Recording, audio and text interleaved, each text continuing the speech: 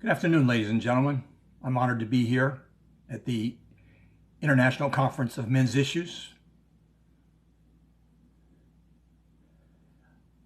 I had intended to begin this presentation with the cruelty of infant genital mutilation in the United States.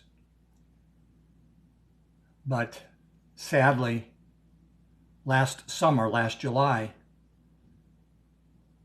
our beloved friend, Mark Angelucci, was gunned down, assassinated, executed at his front door in Southern California. And I want to talk about him for a moment before I get into my presentation itself. And actually, he's part of the presentation in a sense, because Mark Angelucci was a friend of mine. I protested with him in Southern California several times. I stayed at his house.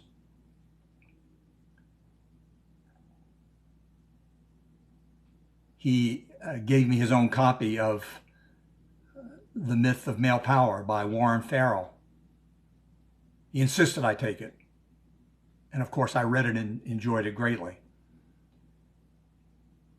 When we stayed at his house, he treated us like kings. There were 4 or 5 of us. We had been on a tour in Southern California. He came on and protested with us. Mark was among the 7 men who first wore bloodstained suits in the United States at the October 2012 AAP convention protest.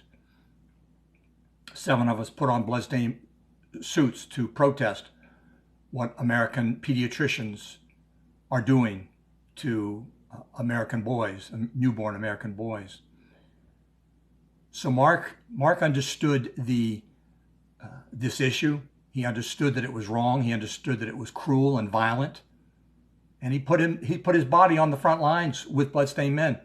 I remember one particular protest at UCLA. I believe it was on Westwood Boulevard, and Mark was with us for a few hours, then he had to leave. He had a court hearing or something of that nature, but he left, and I wish I'd had my camera ready, because about 2-3 minutes later, he came by on his motorcycle wearing his Bloodstained Men suit on his way home to get prepared for his legal day. But I'll never forget the sight of Mark Angelucci on a motorcycle in a Bloodstained Men suit. It was just wonderful, and he was a wonderful man. It's so cruel that he was gunned down in the prime of his life. His work, I'm certain, was only just beginning for him and for all of us. A great advocate for men's rights and for the rights of children was wiped out by a coward with a gun. And I just extend my deepest condolences to all the people, all his friends and relatives, all the people who knew him and loved him and knew of his work. Just a terrible, terrible human tragedy to lose Mark Angelucci. In 2012, in fact, he was one of the 7 men who put on the bloodstained suit in New Orleans. That was in late October. I came home to California here, and about 2 weeks later, I founded Bloodstained Men and Their Friends, which is a Facebook group, a Facebook page. And several years later, we became a nonprofit, and we protest circumcision from coast to coast. We've been sidelined during this COVID crisis, but we're now putting up billboards. Mark Angelucci would be on our Facebook page just about every day. We do a lot on our Facebook page, Bloodstained Men and Their Friends, and he followed us closely. He would like numerous posts almost every day, and I always enjoyed seeing his presence there, and it was just a very, very bitter blow to lose him. So my presentation is dedicated to Mark Angelucci. May he live in our memories forever. And this is the peril of anyone who speaks out for human rights. Human rights advocates around the world throughout history have suffered the ultimate penalty for doing their work. And I view it that way. I know that this was a madman that gunned Mark down, but he paid the penalty. He paid the penalty. He's a martyr for the human rights of American boys, American men, fighting to apply the law equally to men as well as to women. So do I have to prove to you that it's cruel to strap down a baby and cut off part of their penis? What sort of insane world do we live in where I have to prove that it's cruel to cut off part of a man's penis when he's a baby, when he's a newborn, when he's just come into the world? I know I don't have to prove it to any of you, but why do we have to prove it to the world? Why does male circumcision, infant male circumcision, child male circumcision, why does it get a pass around the world? We've seen the brave Danish people recently trying to protect all their children from genital mutilation. No one will argue in favor of girl circumcision anymore. Although the AAP did try to reinstitute it in 2010, they quickly backed away from that effort. The American Academy of Pediatrics is a corrupt institution of unethical pediatricians who have put their signature to a paper, to a document in 2012 that claimed there were medical benefits. How dare they? Medical benefits to newborn infant circumcision. How dare they? How dare they?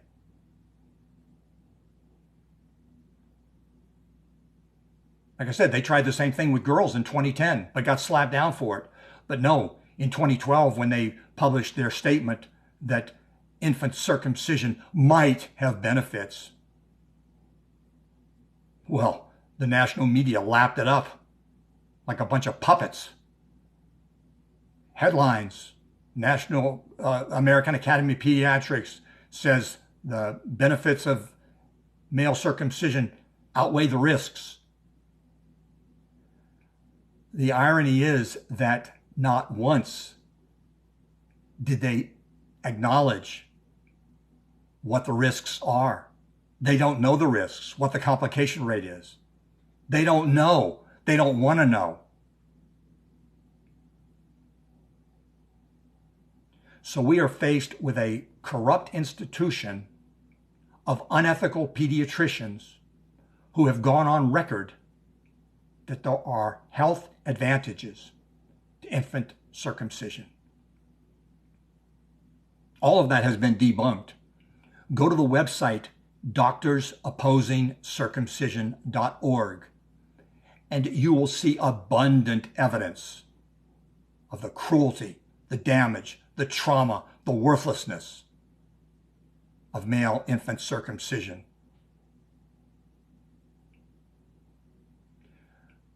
The foreskin is the motherboard of the penis. It is the center of the feelings, of the sensations, the gliding action of the penis. And historically, the people who cut the foreskin off of their children acknowledged that it was to diminish their ability to enjoy and engage in sexual activity. The glans of the penis is an internal organ, just like the clitoris in a woman. The clitoris is covered by a hood, which is the prepuce of the clitoris, equivalent to the prepuce of the penis, which is the foreskin. Foreskin does not adequately describe the unique magical qualities of that anatomical structure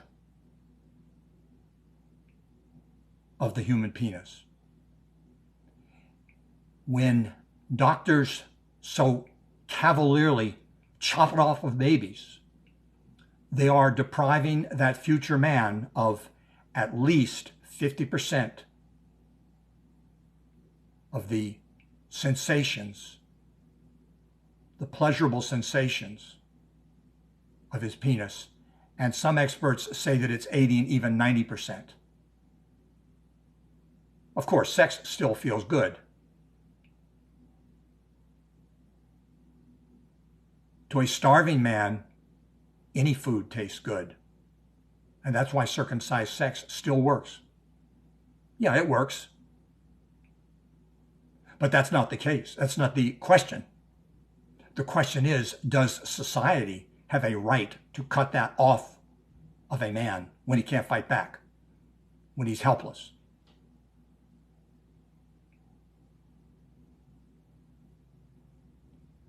Society has claimed that right, but it's an illicit right. It's no right at all. It's an abuse of power. It is an abuse of power, just the way it's an abuse of power to do it to a female child.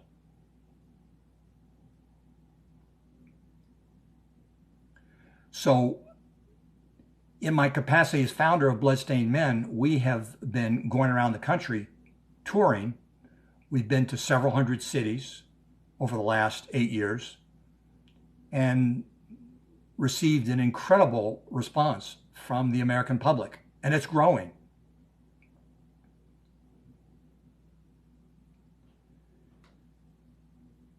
There is one thing that a circumcised man can do to improve his situation.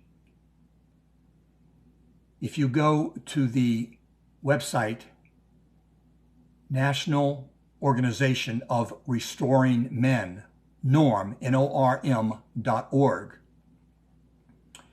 you will enter a world where men are healing themselves from circumcision, not just psychologically and emotionally and mentally, but physically. You actually can grow new skin on your penis.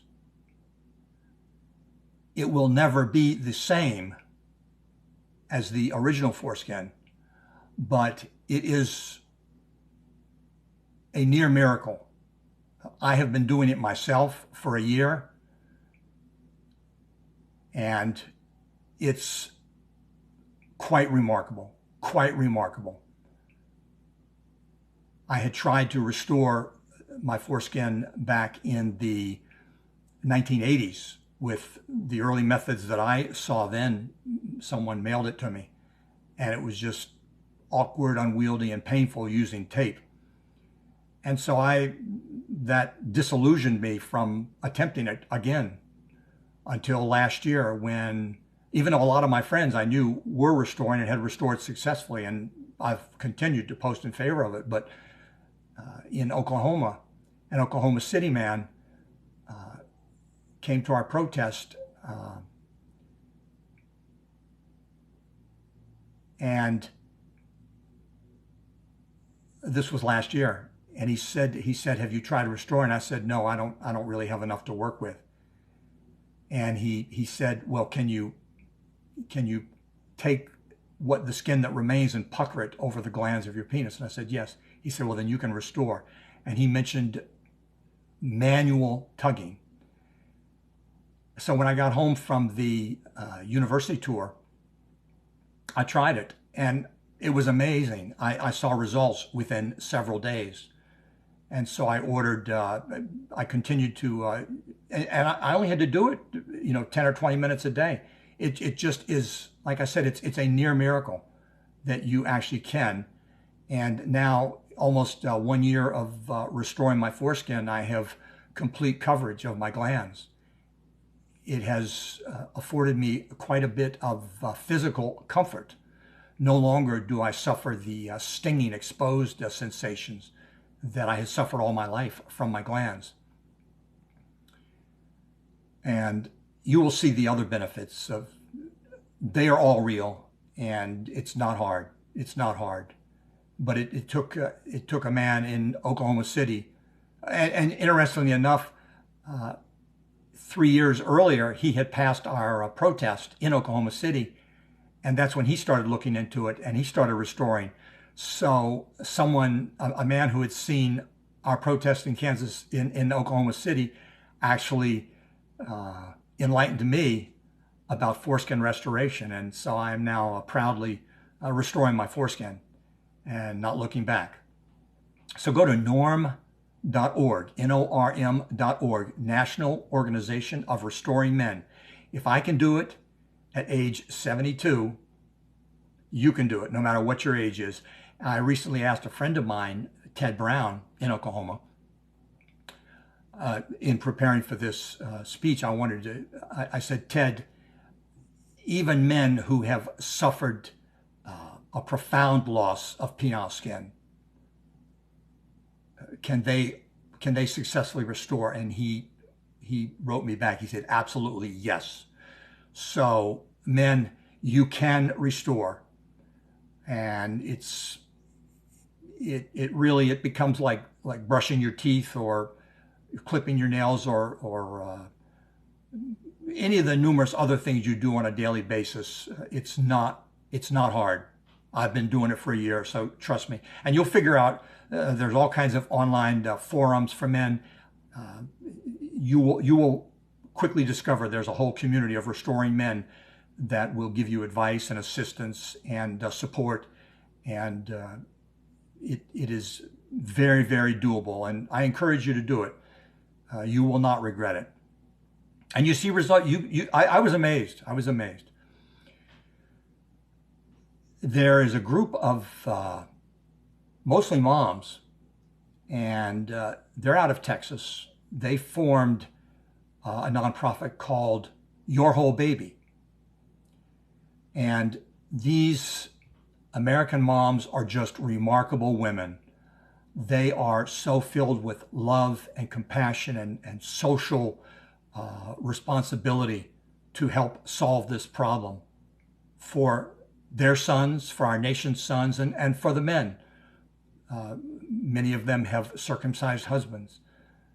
So my hat's off to Your Whole Baby, and thank you for what you are doing to reach American parents. This is an educational effort, ladies and gentlemen, to reach American parents with the news that you do not have to cut off part of your baby's penis. They don't do it in the rest of the world.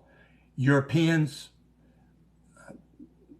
secular Europeans, I mean, there are a few religious cultures in Europe that do circumcise their children, but they don't claim, and they've never claimed, that it was medicine. It took the perversity and depravity and corruption of American pediatricians to claim that circumcision was more than just an ancient penis sacrifice, to claim that it was a health measure. These cruel pediatricians began circumcision in the United States about 130, 140 years ago. Even then, they did not claim it was medicine. It was to punish adolescent boys for being caught masturbating. And then it segued into a preventive measure to stop boys from masturbating. The foreskin is a movable sleeve of skin that facilitates easy sex, smooth sex, and masturbation. And that's why they cut it off. They made no bones about it. It was only in the 20th century when it became embarrassing that it was so clearly a hatred of sex, a sex-hating sacrifice of your son's penis, that it became embarrassing. They had to concoct some preposterous medical justifications for it. And there are none. Even if there were, which there aren't, but even if there were, you don't take that away from a man. If circumcision made any sense, they'd let men choose it for themselves. They don't. Men around the world are intact and they are happy they are. And they would never consider going in and getting part of their penis cut off any more than they'd go in and ask the doctor to poke out one of their eyes or cut off one of their arms or their legs. We don't cut off healthy body parts. They serve a function. God and nature created our bodies perfect, with rare exceptions. But in general, 99% of us are born with normal, perfect bodies. Nature knows what it's doing when it comes to sexual reproduction. So who's to blame for circumcision? Who's to blame? We protest, we Bloodstained Men and our friends, other intactivists, we protest at medical conventions. And I can't tell you how many times these OBGYNs and these pediatricians tell us, claim that they don't want to do circumcisions, that parents demand it or ask for it.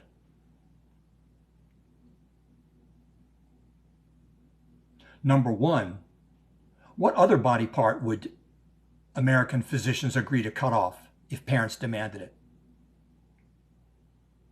None. So American pediatricians, American OBGYNs, they're speaking out of both sides of their mouths.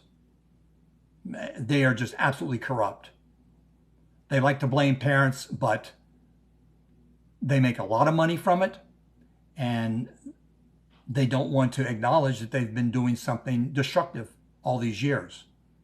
So circumcision goes on out of apathy. But why do parents ask for it?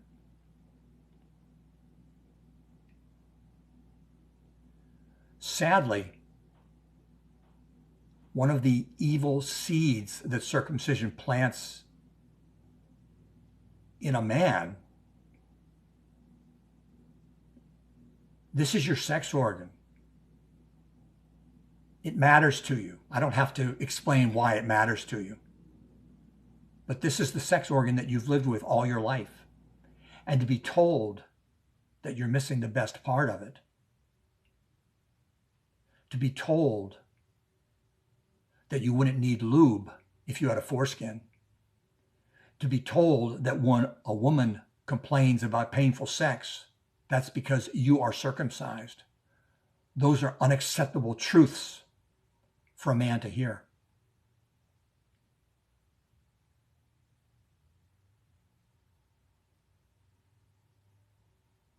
So when the shock wears off, many men, I can't say most men, we don't have numbers. We don't have any kind of numbers, but we know that there's a revolution going on out there in the United States with awareness on this issue. But when the shock wears off, many men will open their mind and look at the evidence, the European condemnation of American circumcision. You can go to bloodstainedmen.com and look under our resources. We have the European condemnation on our website. So an unknown number of men will open their minds. It can take anywhere from a few days to a few weeks, months, years. Sometimes it takes years for a man to finally come to the realization that, yes, I was harmed, and I don't want that. I don't want to let that happen to my son.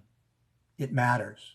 I want my son to live with a normal penis, just as men and women have done throughout human history, living with normal genitals.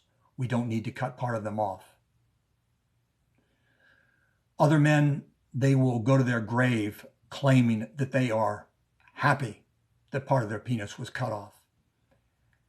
And I have to say that is manhood at its lowest, at its most abject. That's a broken man. A man who says that he's glad he was circumcised is a broken man. I've said that to their faces, and I'm saying it to you. If you are glad that you were circumcised, you are a broken man.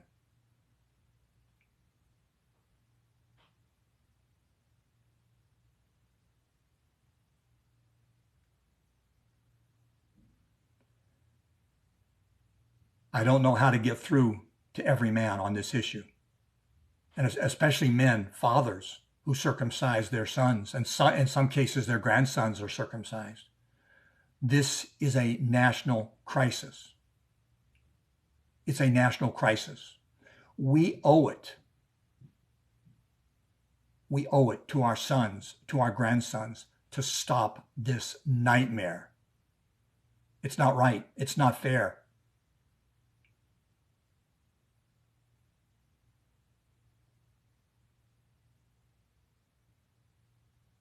So do I have to convince you that it's cruel to cut off part of a boy's penis? When I was born, I was born in 1947. The Circumcision Restraint Board had not yet been invented.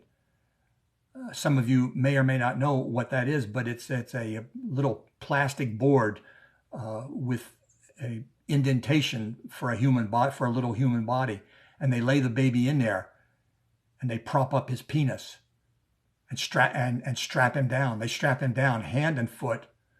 When I was born, that was invented in 1955. So in 1947, when I was born, that hadn't been invented. So they held me down on a table. A nurse stood at my head, and they did this on my first day of life. And it's still done to many children, many boys on the first day of life. They strap you down. Well, in my case, the nurse stood at my head, leaned over me with her hands, pinned my legs, spread my legs and pinned them, and with her elbows held down my arms. So I was 7 pounds. What am I going to do? And then the doctor stood at the other end of the table and between my legs and inflicted the most excruciating pain that I have ever suffered in life and that any man will ever suffer in his life. There are a few pediatricians who claim they use lidocaine. They inject the baby's penis with lidocaine.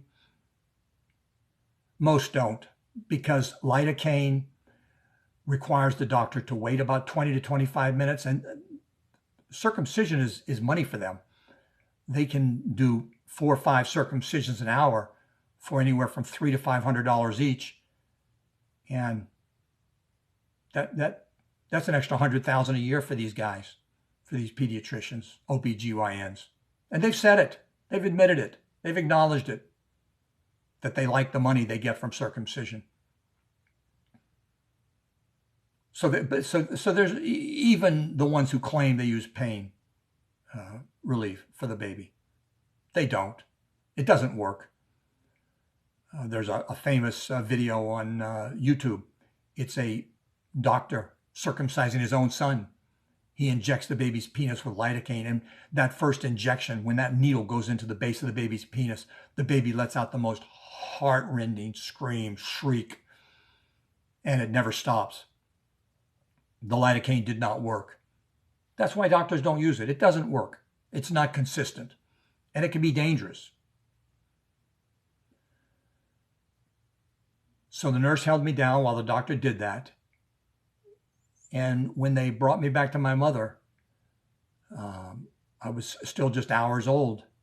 I refused to eat. I would not take any sustenance, any nourishment, no bottle. I don't believe she offered me her breast. In 1947, mothers were not encouraged to breastfeed. But I refused to eat for 3 days, which is not uncommon for boys in that pain. The pain of circumcision isn't just the surgery itself when they amputate the foreskin. It's the 4, 5, 6, 7 days after that when a yellow scab forms on your penis, on the glands of your penis. When a yellow scab forms where there should have been a mucous membrane protected by the foreskin, you actually get a yellow scab on the head of your penis. And it's just so sick. But the pain of urinating on that open wound for a week or two before that yellow scab finally hardens and becomes what the penis you will live with. The pain, the raw, burning pain. These babies shriek. It's just as painful as the circumcision itself, or when the mother goes to change the diaper, or the dad goes to change the diaper and has to change the dressing on the head of the penis. It just, the pain, the suffering these boys go through. What does it do to a nation when an entire nation of men has been traumatized in their genitals at birth? Shame on American psychologists and sociologists for not studying this phenomenon. A nation of wounded men.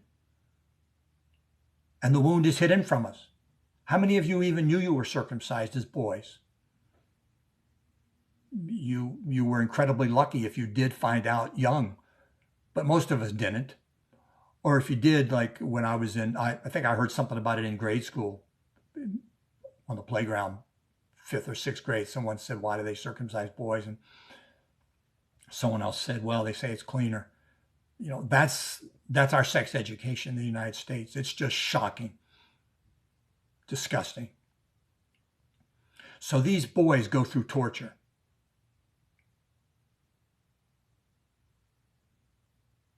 If it was just one boy or 10 boys or 100 boys, we'd say, well, the social effect is minimal. This is an entire nation.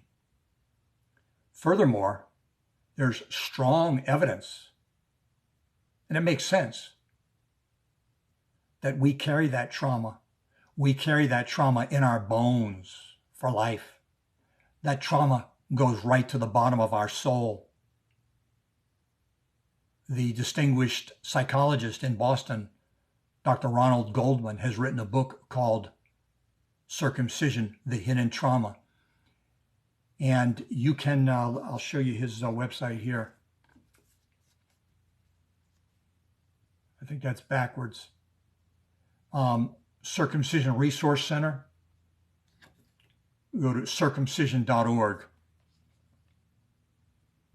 And Dr. Goldman has a wealth of resources that will help educate you and educate your friends. Ultimately, this struggle to stop the genital mutilation of our sons is a struggle to reach parents. Doctors aren't going to do it. American pediatricians and OBGYNs made their bed, and they're not going to back down. They're not going to admit that they've been damaging our boys, our nation's sons, for 100 years. They're just not going to do it. So it's up to parents. It's up to parents to do it. So I've given you some resources. I've told you what you can do. I changed my name. That was part of my healing. Part of my healing was to change my name. I did that in 1986. And it worked for me because I did not view and do not view what was done to me as medicine.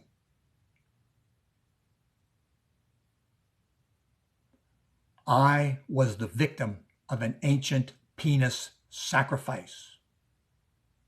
The same penis sacrifice that boys and girls on the clitoris have suffered throughout human history in some cultures.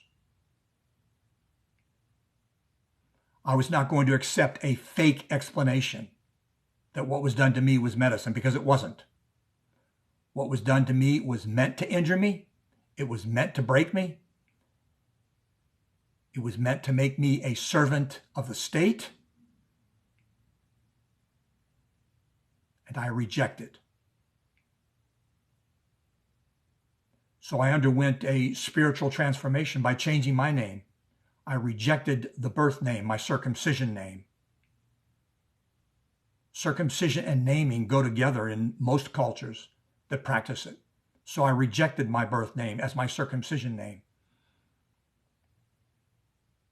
So that was a large part of my spiritual healing. And now restoring my foreskin, I'm getting additional healing in the form of a wonderful, wonderful experience of covering my glands.